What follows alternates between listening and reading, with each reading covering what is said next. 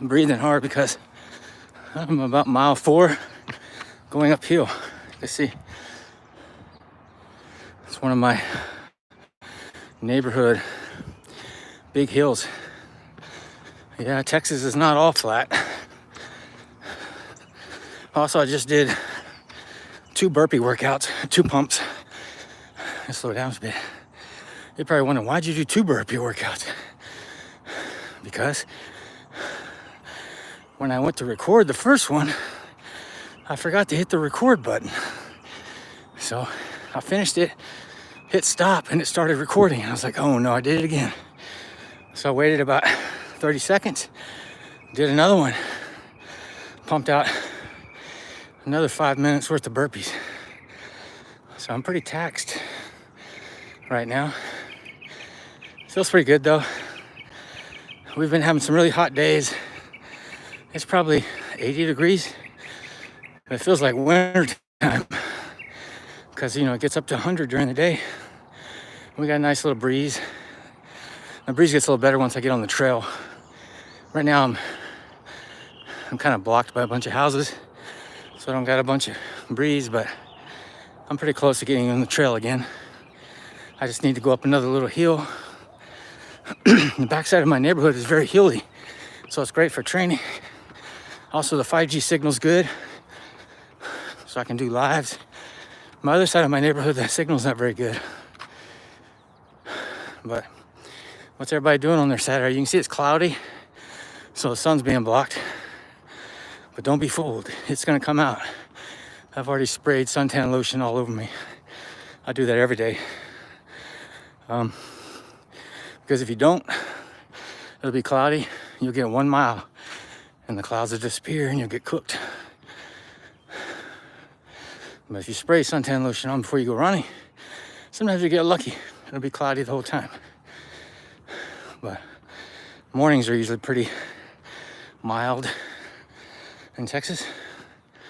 We're not supposed to have any rain until next Wednesday, so even though it looks like it wants to rain right now, I think the clouds will disappear within an hour and the temperature will just start jacking up very high. Yesterday we got above 100, and I was looking at the forecast earlier.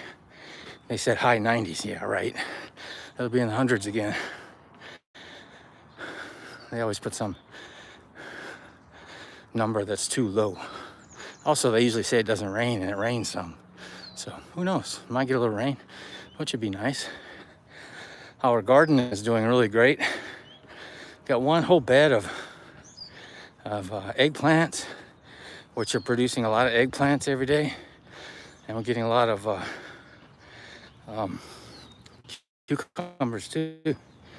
Hey, thanks for joining. Bennett Productions, hey man. Bennett Womack. Hey, thanks for y'all joining. I'm just taking a breather. I've done about 3 miles, and I just did a couple burpee work on the trail. I'll post that video later. But that man wore me out. But fixing to get back on the trail. Weather's good. Today, I might do 2 or 3 workouts. Also, like yesterday, let me tell you what I did yesterday. I usually go over that first. I did about 6 miles total. Split up between 2 workouts. And then did some weightlifting. Well, maybe it was closer to 7 miles. Did some weightlifting and then walked with my son to the store, which is about 1.5 miles. So maybe I got more than 7. Hey, thanks for subbing, man. If you also do videos, man, let me know. I'll check out your channel. I appreciate it. I usually go live every day. See people out on the trail already. It's because it's nice and cool. Yesterday I didn't see anybody. It was so hot. But anyways, I did some weightlifting. Did about 7 miles just today. Today, I'm trying to ease back into weightlifting. I have a full gym at my house. It's like running, man. You just don't want to jump back into it too fast. But my plan is the rest of the year, really focus on weight training, especially upper body durability, because my last 250 miler, my shoulders and neck got injured. So I need to work on that. Before, years before, I was having problems with my lower back and 100-milers. I built that up, but now seems another weakness is my neck and shoulders. And you don't know how painful it is to get a neck injury.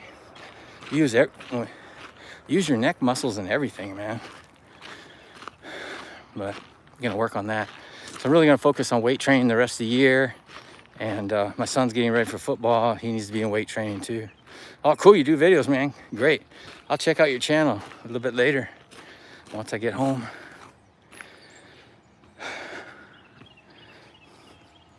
Yeah, I like doing videos too, and I use DaVinci. Pretty good, gotten pretty good editing. I taught myself. The live videos are really cool because you don't have to do anything. You just save it, you know. I found that the live videos, you get a lot more engagement, a lot more subscribers with especially the vertical lives, if you're consistent. I always tell my friends that are new YouTubers about that, because I know how it is. I've been doing it 4 years, but my first year, I remember it was so hard to get to like 100 subscribers, but I started learning the tricks, you know. But live videos are really great for building up subscribers and a community. I also do the long form lives, like assembly of machines and stuff. I'm actually gonna do one this weekend. I'm assembling a treadmill, running treadmill. But I gotta do it like, I'm working on a drone video. I'm testing a drone. What else somebody sent me? Somebody sent me a heat pad to test. I got one pair of shoes to test. I like testing equipment. And then I also do race videos. But lately, just mostly vlogging, live videos. I kind of like that a lot because it's easy and you can do them real quick. Talk to your friends online. Hey, Dahlia, thanks for joining. Team Bingo Warriors, yeah. I think Mimi Bear was in my chat yesterday. You guys are great. Yeah. Hey, Bennett Co Productions, man. Check out his channel. New subscriber. I appreciate it, buddy. Yeah, I wish you the best on your videos, man. Thing is, just be consistent. I don't know how big your channel is. You might be bigger than me. But when you're starting out, it's tough. But if you're consistent and do what you like, it'll take off. That's really important because a lot of the people I started with many years ago, almost none of them are YouTubers anymore. They just give up. Main thing is don't give up. Even the big YouTubers like Mr. Beast, he said, like, I watched one of his videos. He said that 3-4 years he didn't get anybody to watch his videos. Now he's got 400 million subscribers. So it just takes time. Oh, okay. I remember when I was at 60 subscribers. I remember getting from 50 to 100 was really tough. Because, you know, the first 50 is, you know, it's just friends and family try to help you out. But when you try to get people to subscribe that don't know you, you just kind of got to be creative. And if you do what you like and you make videos about what you like, it'll take off. Even my kids, they do gaming and they do some gaming videos. They were doing it for a while and kind of stopped. You know, it doesn't matter what kind of videos you do. As long as you like what you do, it'll catch on. Because it's a big world out there. I mean, yesterday I had, you know, like Dahlia, I think they're in the Philippines. So I got people watching my videos now in the Philippines. Yesterday I had someone from Africa, India, US, of course. It's a big world out there. The other day I had some kid in Colombia watching me for a while. Really interesting. So it's fun. Highly suggest the vertical live videos like I'm doing right now, because YouTube is promoting them because they want to compete with TikTok and Instagram. I was in one of their classes. They invited me to. But if you do vertical lives, I thought that was a snake for a second. YouTube will help promote your video. It's different than long form live. Long form live has been around for a while. I've done some assembly videos. I've done some skiing, long, you know, multi-hour skiing on video, all kinds of things. Long form video live, or horizontal videos as some people call it. It's been around a long time, but vertical live, like what I'm doing right now, is fairly new, and YouTube is really trying to promote it. So I highly suggest my friends that are YouTubers to do vertical lives. It's easy to do. Once you've done a few of them, it's really easy to set up. You just set up a title, boom, you're live. Just need to have a good signal, okay? That's really important. Like in some parts of my neighborhood, if I do a vertical live, I'll lose a signal. And if you lose a signal during a vertical live, it stops your video and you cannot reconnect it. So when it saves to YouTube, it'll only be that first half.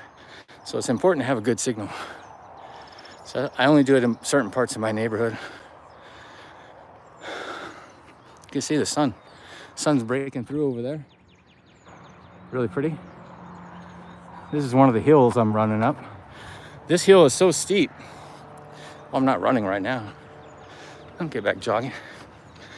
This hill is so steep that you can jog or run up it, but you can't bike up it. It's too steep. I'll take it easy for a while. My foot's bothering me a little bit. That's one of the downsides of burpees. Burpees are so good for your body.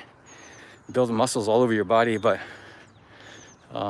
can bang up your feet, especially when you get older.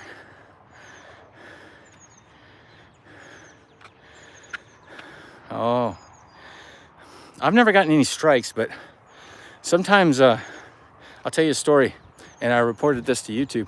I had someone in the chat pretending to be a YouTube moderator, and it looked very real. They said they were going to cancel my channel if I didn't stop my video. Turns out it was fake. So the biggest things you got to be careful with on YouTube is don't talk about anything controversial, which is pretty easy not to do. And the other thing is, do not use any unlicensed music. I have a membership to the Israeli company, I can't remember their name, the big one. So all my videos that have music, I have a license to use it. But if you have any background music, popular background music that you don't have a license for, your video will get flagged immediately. It'll be a waste. You can, I don't know about the lives, but another thing about the lives is once you've saved it, you have to wait a couple days to edit it. So you can edit the thumbnail, but on long form content lives, you have to wait 2 or 3 days.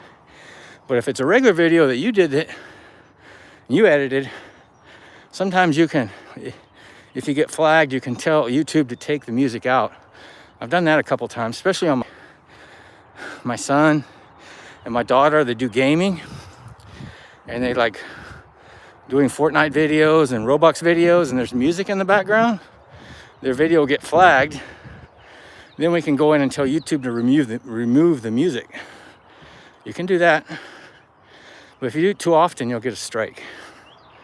But that's the biggest thing you got to be careful about. You know, you don't want to talk about controversial things that YouTube doesn't like. Everybody knows what those are. I'm not going to mention it because my video will get flagged. And then the other thing is music. You just got to be very careful. Nothing copyrighted. Don't copy another person's video and put the clips in your video. Some people do it and get away with it. There's a certain amount of time you can do, like under 15 seconds, I think. But I never do it. Copying other people's videos or using licensed music, that's the probably 90% of the time what's going to cause problems. If you be careful with that, you won't have a problem. But keep with it, you'll do fine. Sometimes people will come in the chat and troll you. Happens to me quite often. Most of the time it's kind of funny. Somebody's telling me I look like some famous chef yesterday. You know, I don't mind. Every once in a while they'll say something that it's not nice. It happens. But trolls are, you know, people are always going to troll you. Don't worry about it. Just don't say anything angry back to them. That's what I suggest. Hey, Lord Ash Constantine. Thanks for joining, man. Some people have some very unique names on YouTube, and I know why. It's just there's so many users on YouTube. We'll turn around and go downhill now. So I was telling everybody yesterday, you know, running uphill is important to build strength, but so is downhill. You want to make your quads durable. So we'll jog in a second. the reason a lot of millions of people using YouTube, you have to name YouTube these days. Almost everything's been taken already. I know my channel name's pretty unique, but when I was trying to do a channel name for my daughter and son, we had to try like so many different things before we could find one that wasn't taken already. So, all right, let's do a little jogging. The weather's nice up here. I can feel a strong wind. Maybe it's not 80 degrees. Maybe it's in the high 70s. Feels good. I think it's because it's cloudy. But like I was saying earlier, it's going to get close to 100 degrees today, which for my non-US friends, that's about 40 degrees Celsius. So it's June now, but even in May it was getting this hot, so it's definitely summertime. Hey Tyler, man, thanks for joining. Oh no, Travis, it's 100 degrees often here. Yesterday I was running at 100 degrees. I say running, but it's really jogging. You get used to it. I lived here my whole life, or not most of my life. I tell you what really messes me up though is the cold temperatures. If I was living up north, I wouldn't go outside most of the time. I really don't like the really cold temperatures. It gets in the 30s, 40s, it's really difficult for me. But high heat, I've done the Habanero 100 race a couple times. The whole race is above 100 degrees. And I've did one 48-hour race, which I actually won a couple years ago. During the day, it was above 100. And that was on black asphalt too, so the asphalt was even much hotter than that. You could feel it, heat coming up through my shoes. But if you stay hydrated and stuff and wear sun protection, you'd be fine. You get used to it. I have friends that come from the north and run in the high heat. It's really difficult for them. But I have the same challenge when I go up north and run in the very cold. So, yeah. So if y'all new to my channel, man, please subscribe. I do live videos almost every day. I also do equipment reviews and gear reviews, shoe reviews.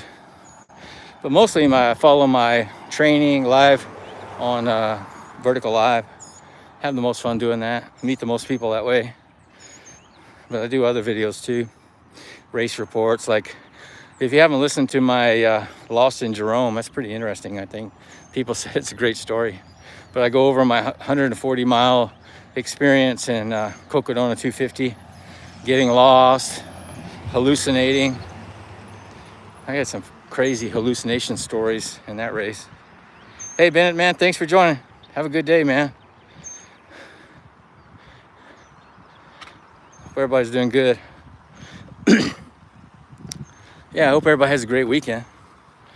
I'm just gonna be working out, trying to clean up the house. I gotta put together a running treadmill. I got one in for testing. That's a new one that's for walking and hiking. It's kind of cool because they're not as big. You can fit them in a lot of places. I'm gonna put it in my son's room. I have a big treadmill. They take up a lot of space and they're very heavy. This one is small. It's made for walking. So it doesn't have a monitor or anything like that. But I'm gonna do an assembly video and test it out. They sent it to me for that reason. But I get to keep it, which is kind of cool. My son can use it. My son doesn't like to walk, but he likes to, he doesn't like to run. He does running for football and stuff, but he doesn't like to do it for fun like me. But he likes to walk and listen to music in his room and stuff, so set up for that. Well, we've been lucky this morning. The weather's been great. Usually the sun's come out by now, but the clouds are blocking it. It's not supposed to rain. Not supposed to rain until next Tuesday or Wednesday. So, yeah. All right, man. Y'all have a great weekend. I'm gonna end the live stream. I'm gonna get to a place where the signal's not very good soon. But wish everybody a great weekend. I may go live again later from my gym. Y'all take care. Bye for now.